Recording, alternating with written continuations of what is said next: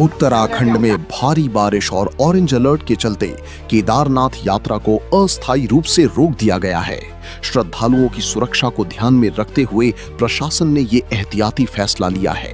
Kedarnath trekking मार्ग पर यात्रियों की भारी भीड़ के बीच खराब मौसम ने जोखिम बढ़ा दिया था।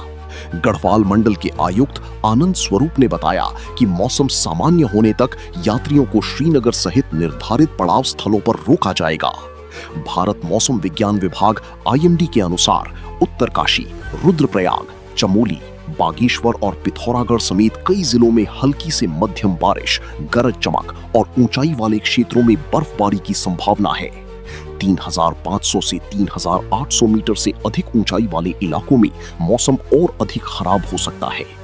मौसम में सुधार और मार्ग सुरक्षित घोषित होने के बाद यात्रा दोबारा शुरू की जाएगी।